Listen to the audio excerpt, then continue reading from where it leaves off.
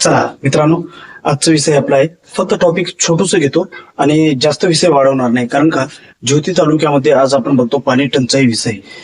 कशाची? पाणी टंचाई. आता यावर ग्रामपंचायतनं काय करावं? संचार.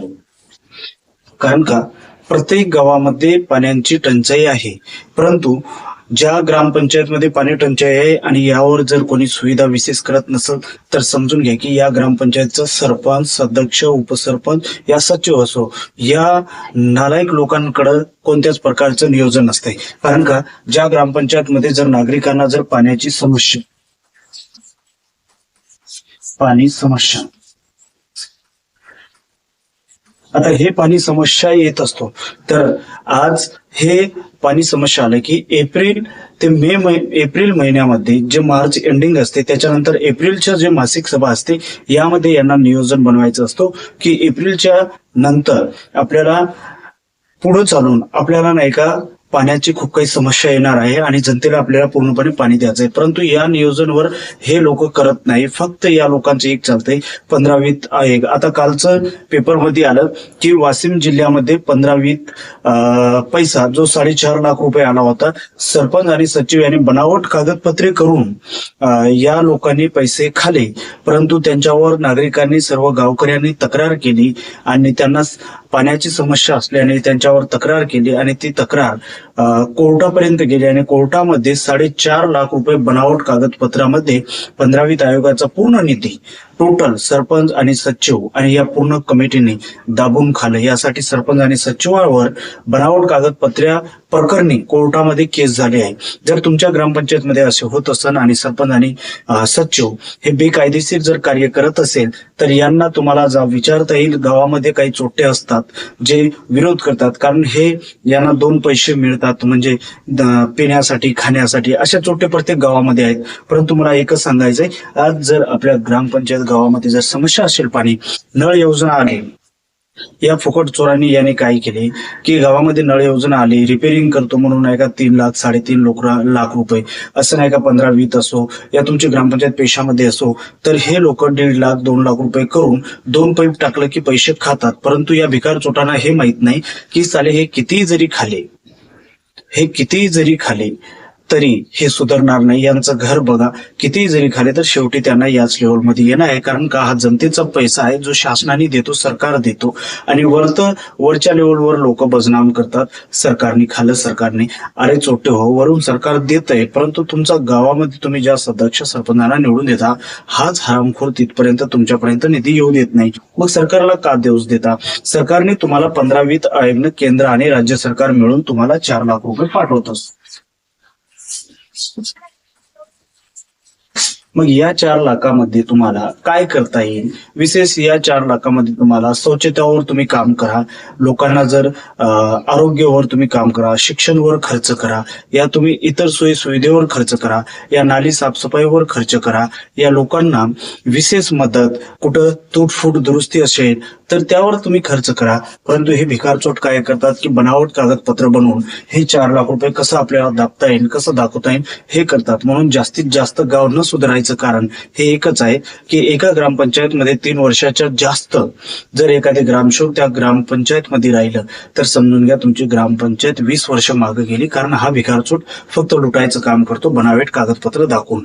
आणि अनेक ग्रामपंचायतमध्ये आपण बघतो, अनेक ग्रामपंचायत सुधारले, अनेक ग्राम सचिव इमानदार आहेत. मी सर्वांनाच नाही, हे फक्त त्या लोकांनाच लागणार आहे हे गोष्ट की जो लूटमार करतो. आणि अनेक ग्रामपंचायतमध्ये ग्राम सचिव अनेक इमानदार आहेत जे त्यांना सुद्धा वाटते की नाही आपण गरिबीतून लागलो आणि गोरगरिबाची सेवा करण्यासाठी आपल्याला ही संधी मिळाली तर प्रत्येक ग्रामसेवक आपल्या ग्रामपंचायतमध्ये अनेक सुविधा देण्याचा प्रयत्न करतो सरपंचांना सोबत घेऊन. आणि अनेक सरपंच अनेक ग्रामपंचायतमध्ये चांगली सुविधा देत असतो आणि देत आहेत.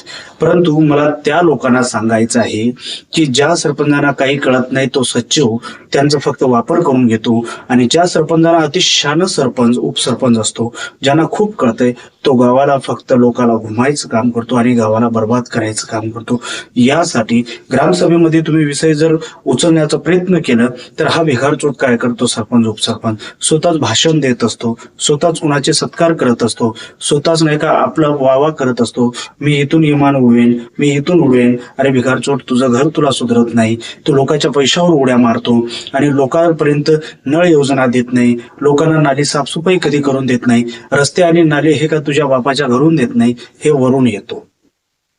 आमदार फंडातून येतो, खासदार फंडातून येतो, राज्य सरकारचे येतो आणि 15-20 मधून सुद्धा तू रस्ता काढतो आणि पेशातून सुद्धा तू काही छोटे मोठे काम करतो. हा तुझ्या काही घरचं मालमत्ता नाही, तुझ्या बापाचा पैसा नाही, हा जनतेचा पैसा आहे. प्रति लोकसंख्येमागं 300 ते 400 रुपये या 500 रुपये याप्रमाणे पैसा येतो. आता नवीन JR नवीन पद्धत झाली आहे, परंतु राज्य सरकार यासाठी सकारात्मक भूमिका घेऊन पैसे पाठवत असतो. परंतु हे जे तुमच्या ग्रामपंचायतमध्ये जे तुम्ही निवडून दिले सत्तेच्या नावाखाली, म्हणजे पक्ष कोणताच खराब नसतो, चाहे बीजेपी असो, काँग्रेस असो, शिवसेना असो, कोणतेही असो, वरून ज्यावेळेस सरकार मुख्यमंत्र्यांनी निधी पाठवला तर तो गावापर्यंत आला, तर यामध्ये सरकारचं काय दोष? निधी तर पाठवलं, परंतु हे जे भिकारचोट इथं बसले आहेत हे लोक खातात. व्हिडिओमध्ये तुम्हाला राग येईल, तुम्हाला वाटेल की अरविंद चव्हाण आज असं का बोलतो, परंतु आजची कंडिशन अशी आहे, हा कडक उन्हाचा महिना चालू आहे, मे महिना चालू आहे आणि अनेक लोकांचं मी पेपरमध्ये बघत आहो की आम्हाला पाणी टंचाई आहे. यावर BDO साहेबांनी बी लक्ष घालावं. प्रत्येक गावामध्ये जिथे आवश्यक आहे तिथे टँकर पाठवावं, परंतु पंचायत समिती लेव्हलपर्यंत जायची गरज नाही. ग्रामपंचायत लेव्हलवरच 15-20चे पैसे वापरा, पेशाचं वापरा, मागासवर्गीय निधी वापरा. या तुम्ही पाणी टंचाईमधून तुम्ही बोरवेल मंजूर करा. असे अनेक या बोरवेल चांगल्या जागेवर मारा आणि पाणी नाही लागलं तर त्या गावाकर विशेष तुम्ही लक्ष घाला. हेच मला या व्हिडिओच्या माध्यमातून सांगायचं आहे. आणि राहिलं जनतेने एक वेळेस निवडून दिले की त्यांच्यावरच उलट भुकणं हे कुत्र्यासारखं सोडा, कारण आज आवश्यक जनतेला पाणी आहे, पाण्याची टंचाई चालू आहे.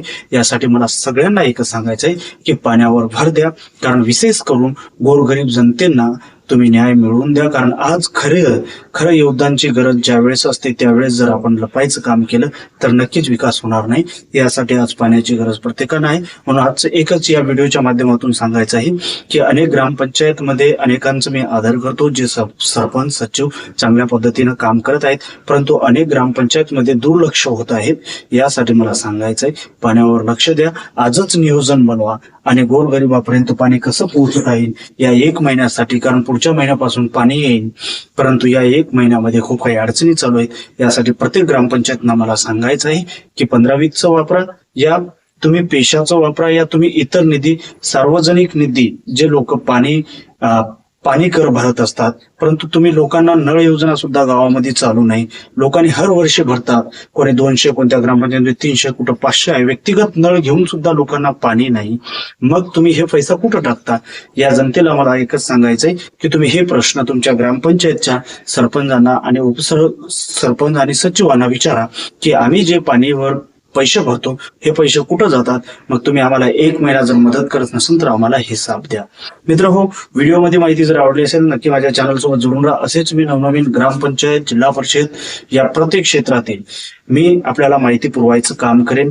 कारण का, आणि यावर जर वेळ पडली तर नक्कीच मी सुद्धा तुमच्यासाठी रस्त्यावर उतरेन.